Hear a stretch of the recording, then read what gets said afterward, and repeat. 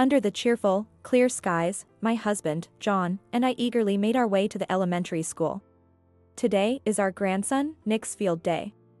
Spotting Nick among the students lined up in the schoolyard, we shouted as loud as we could. "Go, Nick! You can do it!" With students and parents all cheering, our voices probably didn't reach him. The obstacle race, dance, the morning events flew by, and soon it was announced that it was lunchtime. The elementary school students who had been sitting in their class groups rushed over to their guardians. But Nick was nowhere to be seen. "Oh." I followed John's gaze as he called out. And there was Nick, all alone, nibbling on a sandwich. "Why are you eating alone? Where are your mom and dad?" "They went to the aquarium with my brother." "What? How come?" "I knew it," John said as if he had guessed everything. "John, Emily, Mary, breakfast is ready." Another calm morning begins as usual.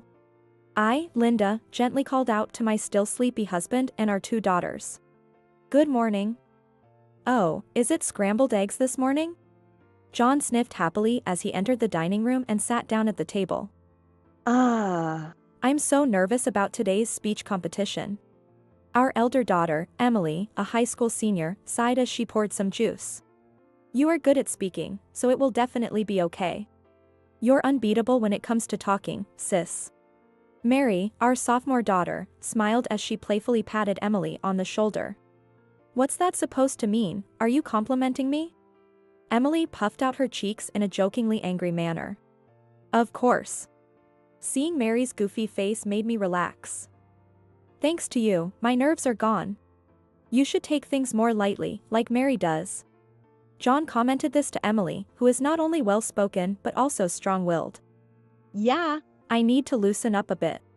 For a moment, Emily's face clouded, but she quickly recovered. I sensed Emily's mood swing and promptly spoke up.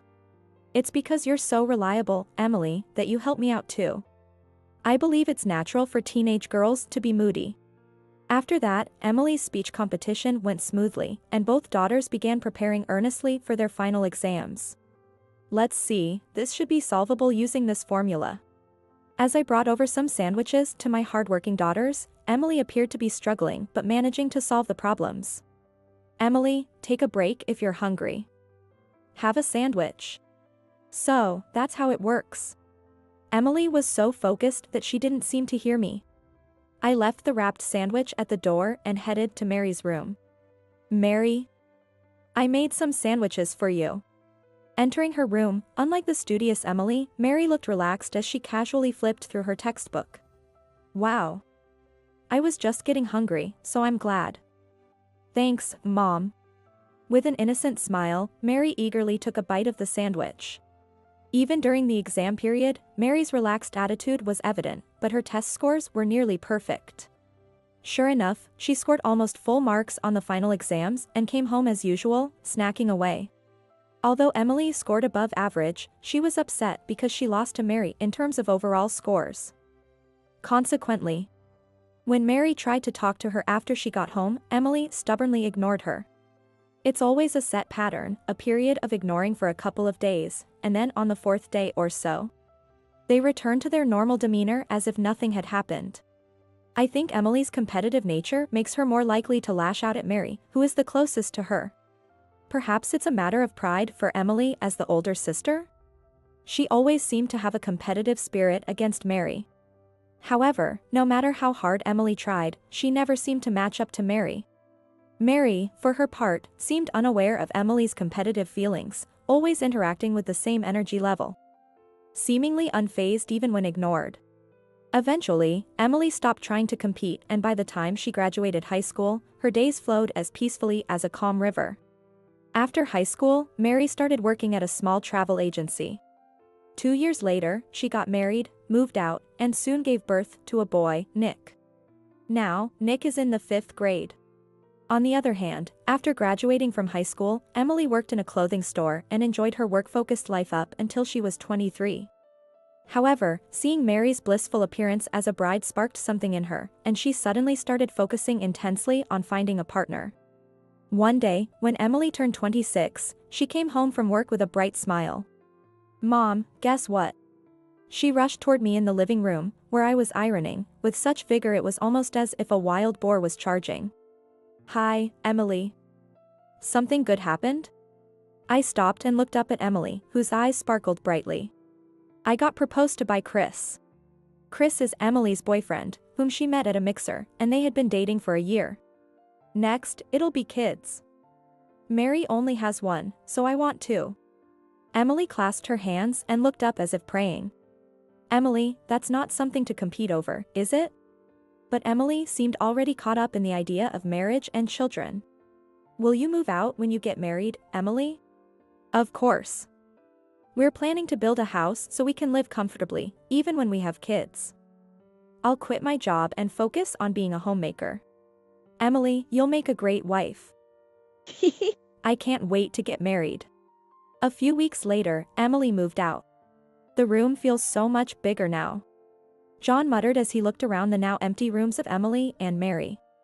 "I'm going to miss them. Let's just take it easy from now on, just the two of us."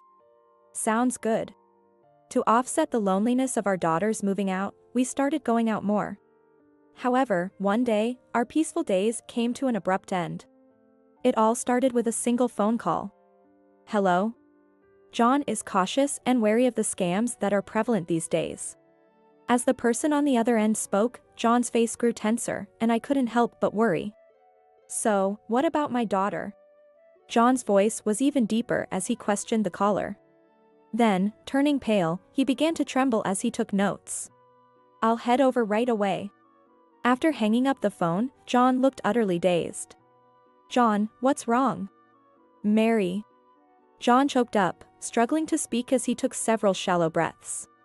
"Mary has been in an accident and was taken away by ambulance." "Oh no. It seems her condition is quite serious. Let's go to the hospital right away." Realizing it was no time to be in shock, we forced ourselves to act, called a taxi, and headed to the hospital.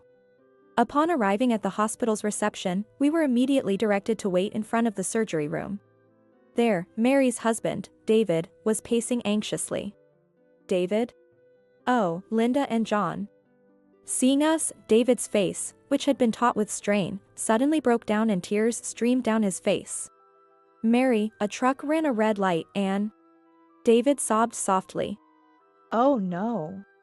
I couldn't yet comprehend the full situation and just stared at the surgery room doors. How much time had passed? The surgery room doors slowly opened. "Mary." David, as if about to rush into the surgery room, was approached by Dr. Williams, who walked with a heavy step. "Dr. Williams, is she okay? Are you her family member?" Dr. Williams did not answer David's question but instead began with a serious tone. "Yes, I'm her husband, and these are Mary's parents." "What's her condition?" I did my best, but honestly, her condition is critical." "Oh no." "Dr. Williams, please do whatever you can." Hearing the words I dreaded most from Dr. Williams, my mind went blank. Dr. Williams clenched his lips and his face turned grim. Soon after, we were allowed to visit Mary, who was moved to another room and appeared to be sleeping peacefully. "Mary, Mary." We called out to her, seeing her bandaged head and her painfully frail appearance. There was no response from Mary, and we were forced to face the harsh reality. If we keep talking to her, she'll respond eventually. "Let's come back tomorrow, she just had surgery." Over the next few days, we continued visiting Mary and speaking to her. David grew noticeably thinner each day. His eyes sunk in, his hair turned grayer, and he looked almost like a different person. 2 weeks into our visits, we couldn't hide our fatigue anymore. That day, David seemed to have realized something and brought their son, Nick, along. I had also contacted Emily, and she hurried to Mary's side. "Mary, please wake up." Emily softly spoke to the unresponsive Mary and reached out to touch her forehead. At that moment, Mary's stable heart rate suddenly dropped, and alarm bells sounded throughout the hospital. "Mary." The piercing beeps resounded loudly. Refusing to be drowned out by the noise, I called out desperately to Mary. "Mary, Mary." Looking at the heart monitor, Mary's heart rate had stopped. "I'll go get Dr. Williams." In the tense moments, Dr. Williams quickly returned. "Please step back. Dr. Williams immediately attempted CPR, but Mary's heart did not revive. At 11:26 a.m., she has passed away. As Dr. Williams finished speaking, Emily and David broke down in tears. Mary, these past 2 weeks must have been so painful for you.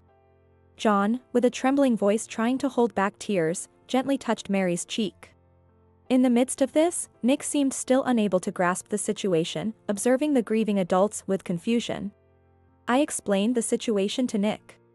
Despite being just a child, the perceptive Nick seemed to quickly understand. Biting his tightly pressed lips as he stared intently at Mary's face and murmured, "Mom." Tears streamed down Nick's face. Tragically, just a few weeks after Mary's passing, we received the news of David's death. During the weeks Mary was hospitalized, David had lost a significant amount of weight due to shock. And his appearance dramatically changed with increased wrinkles and gray hair, making him almost unrecognizable. Already emotionally fragile, he couldn't come to terms with Mary's condition, and his pre-existing heart condition worsened. Faced with these rapid and devastating developments, we were not only confused but also deeply concerned about the future of Nick, who was now left alone. Can't believe David passed away too. Yeah, it's going to be hard for Nick. Should we take Nick in? We both felt a strong desire to raise our daughter's only child. I'd like to, but what would be best for Nick? Right. Maybe we should talk to Emily about it? I immediately called Emily. Hello. Emily's voice was gloomier than usual due to the recent events. I have something to discuss. Is now a good time? What's wrong? Emily seemed to notice something was off in my tone, but just then, over the phone, I could hear Daniel's voice, sounding as if he was seeking Emily's attention. Daniel, are you okay? Yeah. He just wants to play. He's very lively.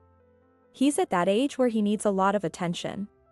Considering Emily's burden, I hesitated to ask her about taking in Nick. So, what did you want to discuss? Well, it's a bit hard to say. I paused, carefully choosing my words. It's about Nick. Since moving out, Emily had been regretting not staying in closer contact with Mary and had taken charge of arranging David's funeral. In the gaps between those duties, she had mentioned that she would also take care of Nick, so she was somewhat prepared for the conversation. He's still in elementary school and thinking about his future. Emily, sharp as ever, quickly grasped my vague hints. There's a lot going on with the funeral arrangements. Can I have some time to think it over? I'm sorry for leaving everything to you. You're very dependable, thank you. Nick must be feeling very lonely now. I'll get back to you soon. After hanging up, I felt a slight relief. A few days later, Emily confirmed that she and her husband Chris would take care of Nick. Really, thank you so much. It's no problem, Chris loves kids, and we have plenty of space. I'll visit sometimes, so please take good care of him. Thus, we settled into a false sense of security without noticing the beginning signs of disruption. Afterward, we stayed busy with visits to David's parents and sorting through Mary's belongings.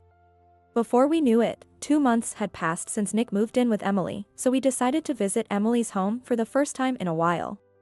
Welcome. Emily greeted us with a smile, holding Daniel's hand. Emily, Daniel, it's been a while. How's Nick? Nick is probably in his room playing games or asleep. I'd like to see him for a bit. Nick's room is at the far end of the second floor. With that, Emily disappeared into Daniel's room. Something about Emily's demeanor didn't sit right with me, but I headed upstairs to the room she had indicated as instructed. I knocked gently and called out. Nick, are you awake? Grandma and Grandpa have come to visit. Then, the door flew open with surprising force, and Nick appeared. Grandma. Grandpa. His eyes sparkled as he looked at us, but he seemed noticeably thinner than the last time we saw him. Nick, you've lost quite a bit of weight. Are you eating properly? No, I always only get a little bit to eat. I get hungry again quickly, but Mom says it's because I'm growing, he replied. What do you mean? It turned out he was often teased by classmates for being the smallest and least masculine in his 5th grade class. Does your mom know about this? Yeah, I told her, but Daniel is still little, right? So she hasn't come to school even once. I see.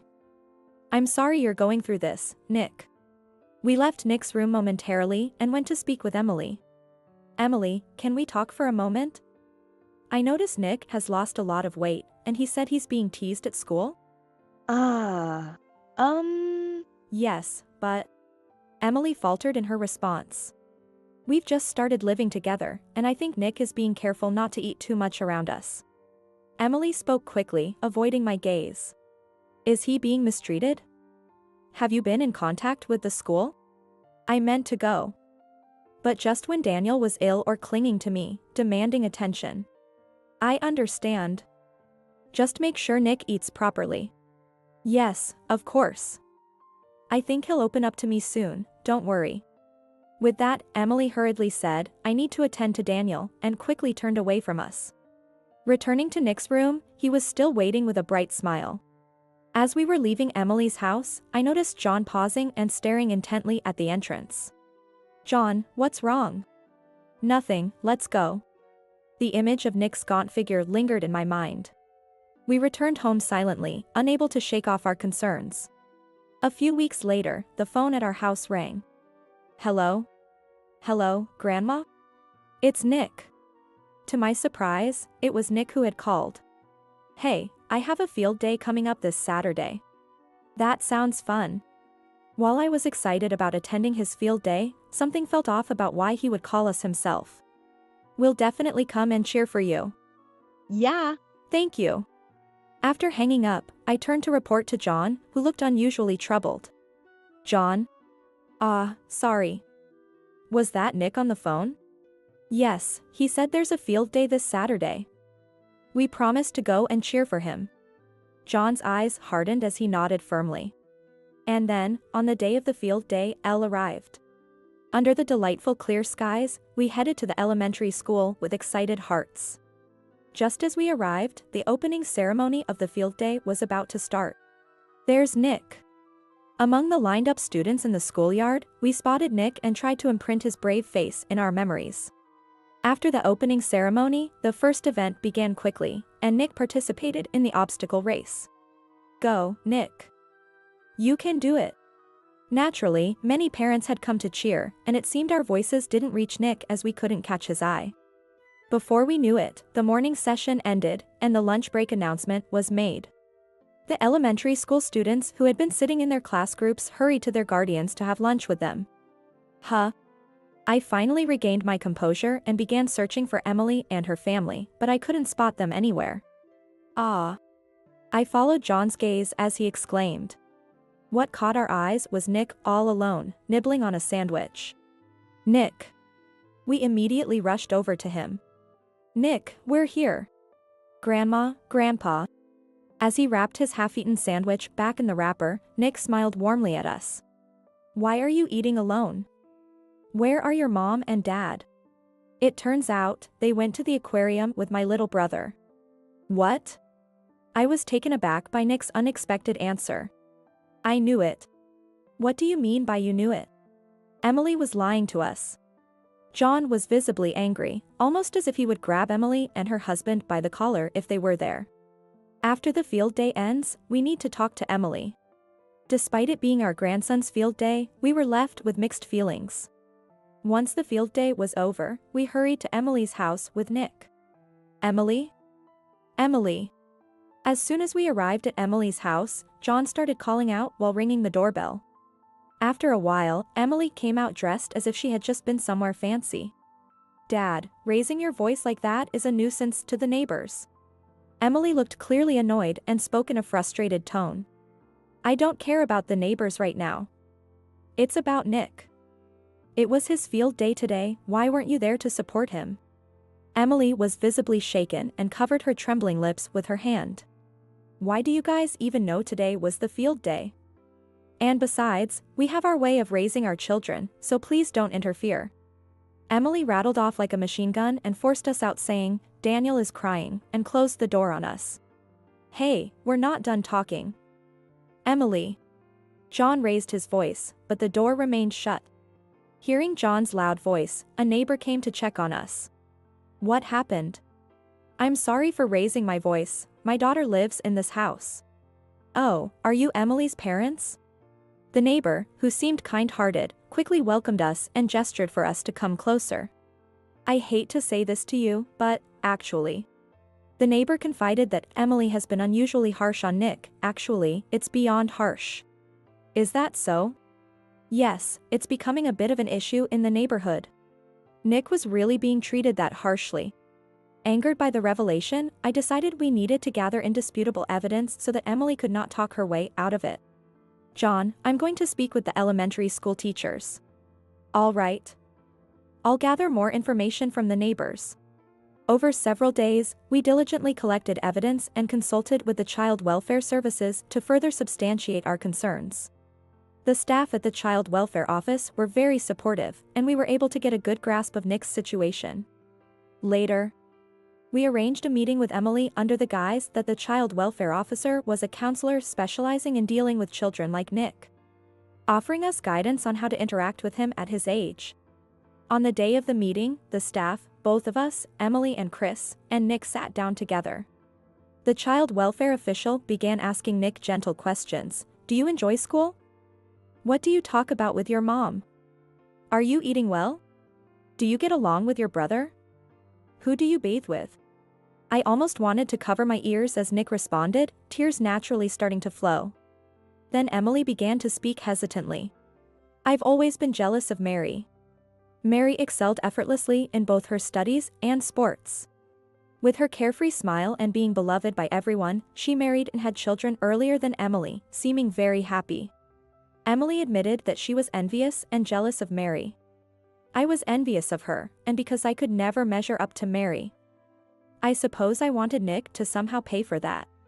Emily, looking down, clenched her hands together tightly. Seeing Emily like this, I was reminded of the times when she used to fiercely compete with Mary back when they were both living at home. However, I could not forgive Emily for treating young Nick so harshly, just because of her one-sided jealousy towards Mary. Was my love not enough? While I was angry with Emily, I also wondered if I was to blame for not being more supportive when she was constantly competing with her sister. Did your husband know about this? Only to some extent, but I didn't realize it was this bad. I'm terribly sorry for what Nick went through. Nick, I'm so sorry for letting you suffer like this. It's okay.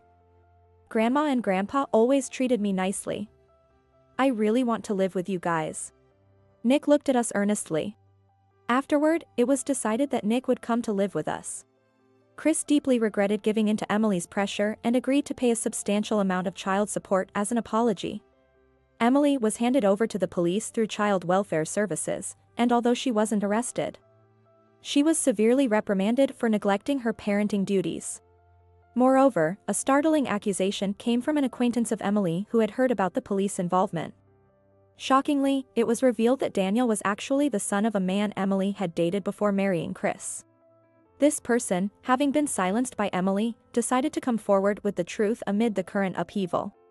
After the whole ordeal, Chris called us to meet at a cafe. We've divorced. That's a good decision. According to Chris, Emily had quietly accepted the divorce and left the house the following day. Despite appearing tired from the ordeal, Chris seemed relieved. I'm sorry for the trouble my daughter caused. No. Living with Emily had its challenges, but it was also fun. Plus, look. Chris said as he brought Daniel along and looked at him with affection. Blood-related or not, Daniel is my son. That's why I decided to take custody. I'm sorry Emily turned out like this, please take good care of Daniel. No, I had many good times with Emily, and she gave me a treasure, Daniel. As Chris spoke, Daniel smiled joyfully and shared his little stories. Listening to Daniel, whom we hadn't talked to much before, we found ourselves smiling at his innocent happiness. After parting with smiles, we decided to visit the museum that Nick had been eager to go to. As we walked outside, the cold scent of creeping winter was in the air. Today, there's a dinosaur exhibit, Nick said. He was skipping and frolicking around, unfazed by the cold. Wow, Grandpa really likes the Tyrannosaurus, huh? That's classic. I'll teach you all about them, Grandpa. I watched the two of them with a smile.